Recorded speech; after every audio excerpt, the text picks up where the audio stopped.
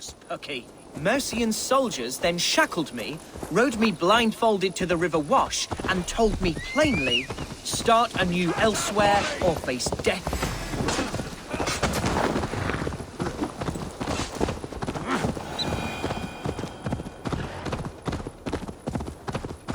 Mercian's soldiers then shackled me, rode me blindfolded to the River Wash, and told me plainly, start anew elsewhere or face death in Lincolnshire. What did they mean? Oh, some nonsense about me praying for his death.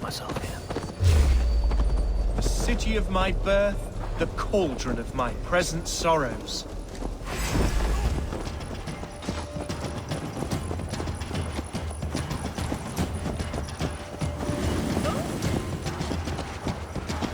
There's damp on the air. I fear great.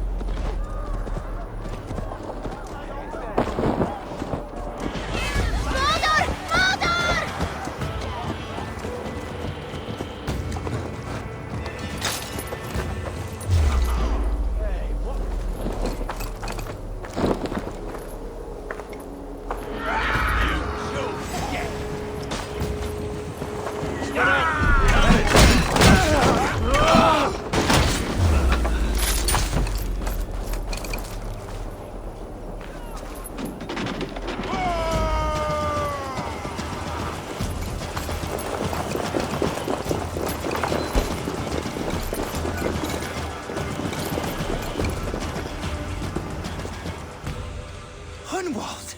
Praise God you live! I do, my dear Reaganhair. Body and soul. Tell my father his son has returned and in fighting form. It is urgent I speak with him.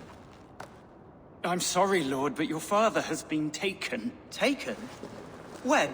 Weeks ago, Lord. And well ill he was when they carried him off. I wish I could say more. Have you looked for him? Oh, I dare not go asking after him, for fear of stepping above my caste. But he'll be in good hands, don't you worry. Up there with the abbess and her sisters and all. He still has friends in Lincoln. That's a good sign. Bishop Herewrydd among them. He's kept a vigil at the town hall, looking after things in your father's absence until he returns. Will we find trouble there? At the town hall? You mean soldiers and the like? Aye. There have been many, many more about since your father took his leave. Right. We'll find a quiet way in if we can.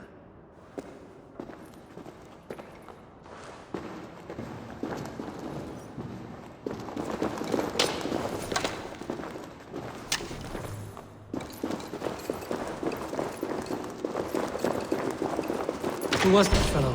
Reaganhair? He's an old fixture of my family's household. Loyal to the end. He helps run the place, and he's known me since I was but a little lordling. A simple fellow, but worth every pinch of his salt. The guards here are vigilant.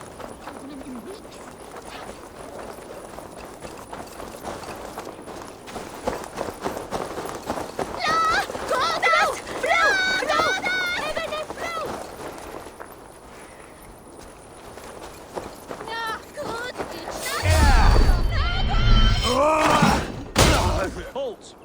Hey!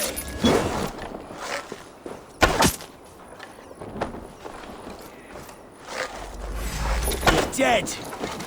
Die now!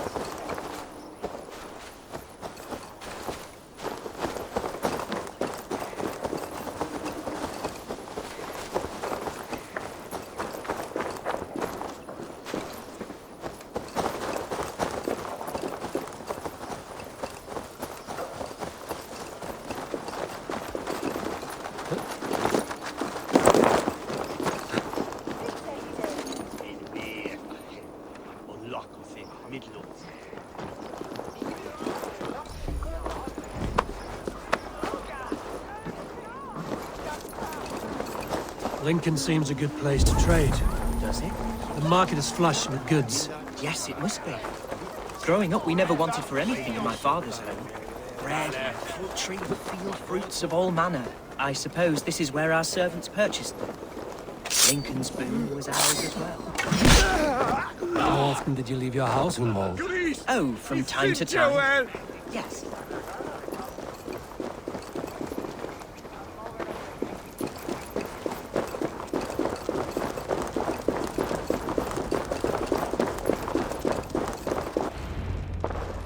Archer, Herevri, tell Lord Hunbeor his son has returned. My lord, you're well. Lord Hunwald, you should have sent forewarning of your return to avoid the violence that dogs you. Lives might have been spared. Why so surprised to see my return, Bishop? Was I rumored dead? Oh, worse than dead. It is my reluctant duty to report the rumor that you were lost in the north, bedding a Dane on some squalid farm. I'm not the Dane he's been plowing, and I don't own a farm. I know you mean well, Bishop, but there's no cause to insult Swanborough's honor. You leave my lady love out of this. Ah, your mystery Dane has a name. Sadly, the people of the Shire will hardly be comforted. Now that you have swelled your father's tolerance for pagans into a sin. I have no patience for insult and rumor. We have come to speak with Lord Hunbeor, that is all. Lord Hunbeor has gone, I'm afraid. He would not say where to, but I'm sure he will return shortly. Once the storm has passed. What on earth do you mean by that? What storm? Your father feared for his life, Hunwald. In his weakened state, he could not defend himself. Not against a Dane, certainly. How dare you? Eivor is above reproach. See this from my view, Hunwald. You arrive after a strange absence, with a hired Viking in tow, demanding to see your father.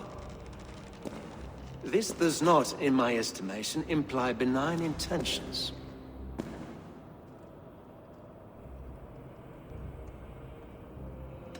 If I meant to murder you, these stones would be slick with your gore already. Such violence. Good heavens! God must have purpose for you pagans in his holy plan, but I confess to utter bafflement. Hunwald, your father was at my hospice for a time, but he left of his own accord without saying a word. That's all we know. Come, Abbess. We should leave this young lord to his scurrying thoughts. There is nothing more of use we can say to him. Take care, my boy. Stay within these walls where you're safest. I'll have a look around, see what I can learn about your father. If my father spent time at the hospice here, the healers who work there may know something. Talk to them if you can. Find out what they know.